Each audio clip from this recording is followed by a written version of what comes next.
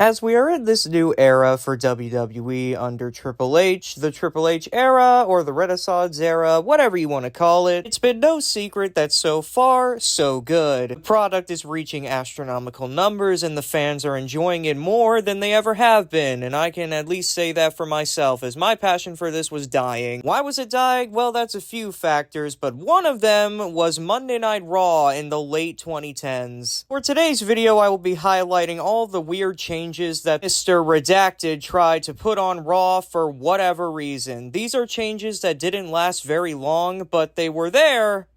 And that's about all I can say for them. I may also highlight a few key bad segments. That being said, let's jump right into a Raw that I actually attended live. In early May of 2019, the WWE introduced the wild card rule. Now, this was a change that affected both shows, but I feel like it affected Raw the most because they were using people from SmackDown to try and fill up that 3-hour time slot. On the first night of the wild card rule, the main event would see Kofi Kingston defend the WWE Championship against Daniel Bryan in a WrestleMania rematch. And while the match was good, this wildcard rule would be broken and would just continue to plague the shows until SmackDown moved to Fox. The way the wildcard rule was supposed to work is that 4 people from Raw can go to SmackDown and vice versa. But as I mentioned before, this was inconsistent. There would be more than 4 people on each show almost every single week. This change lasted the longest out of everything that I'm going to talk about. It went from May all the way to October before it was finally stopped by the WWE draft when SmackDown made the move. Why was the change made? Quite frankly, I have no idea. Everything at the time that was said was speculation, from threatening to end the brand split as a whole all the way to testing the waters for people on SmackDown. Overall, the whole thing was a mess, and I never want to see a rule implemented like that ever again.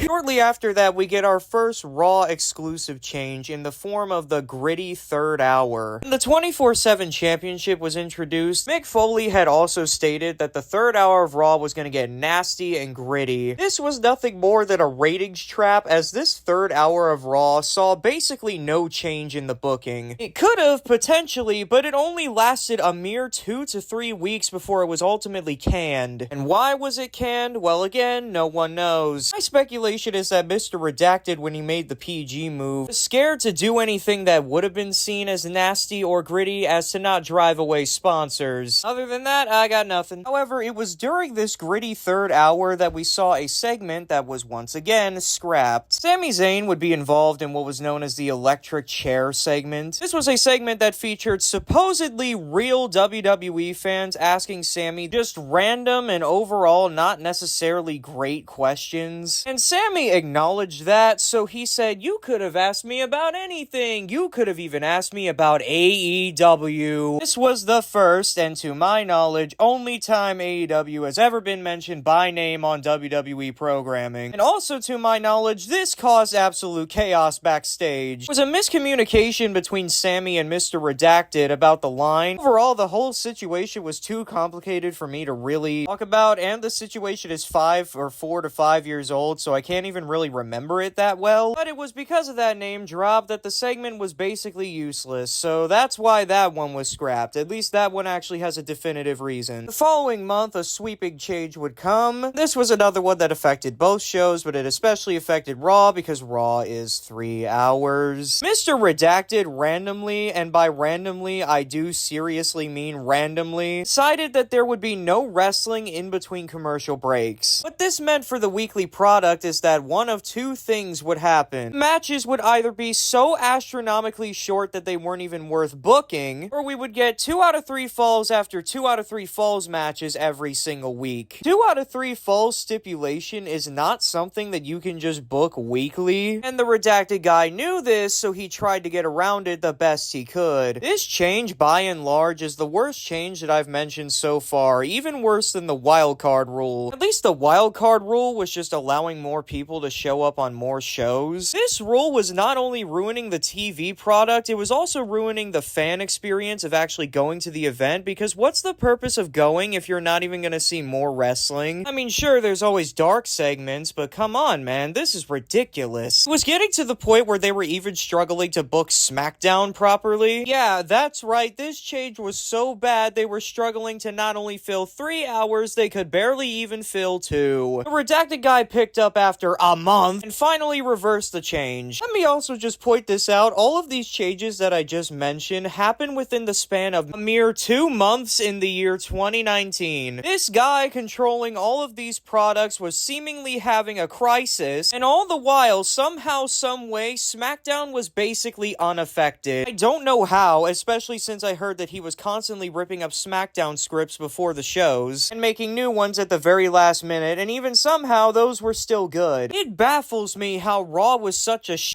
and SmackDown was perfectly fine. Maybe not perfectly, it had its flaws, but it was still at least decent. Quite frankly, I'm noticing that this is mostly things that happened with Raw in 2019, so what I originally titled Raw in the late 2010s, it might just be Raw in 2019. Especially since the segment I'm about to bring up next was the end of Raw for 2019. When SmackDown made the move to Fox, both Raw and SmackDown got new changes. Raw had a decent little ramp thing, while SmackDown had a callback to the old 90s stage. I mentioned this because it was the only good thing about Raw in 2019. Let's start with the commentary. Now, the commentary with Vic Joseph and Dio Madden, what a name, was perfectly fine, and Vic still kicks ass on NXT today. They had to have that third guy, and the third guy they brought in was Jerry Lawler. Lawler, of course, was playing the role of heel commentary, and no disrespect to Jerry, he's a legend, but for this run, he was just so annoying. I get that that's what heel commentators are meant to do, but at the same time, this was annoying on a different level. This was not heel heat, this was go away heat. Because Jerry couldn't just shout puppies every time he saw a lady, he would resort to just talking about how great that heel lady is, on and on and on and on. Vic, and especially Dio, could not get a line in anytime Jerry was talking about a lady. Believe me, Vic was trying to get Dio involved the best he could. And as for the actual booking goes, it was bland,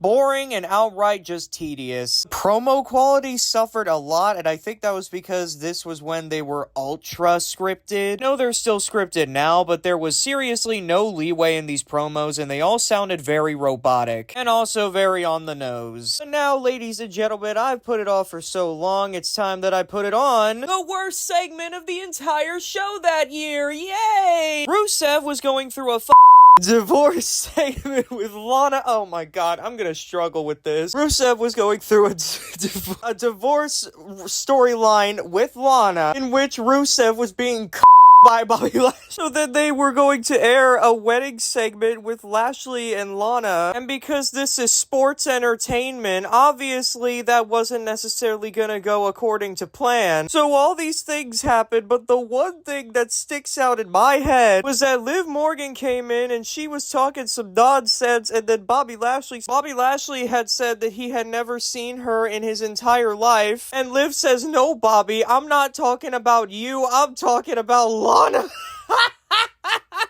For the record, this whole lesbian angle with Lana went nowhere, so I don't even know why this was a thing, but that whole segment was trash, and I think it was one of the last segments of Raw in 2019, and just what a shitty way to end that show, huh? Raw in 2019 can only be summed up as a midlife crisis. Thank God we have Triple H to make Raw actually watchable now. And with that being said, that's gonna do it for this video. I hope you enjoyed, and I'll see you next time. Bye.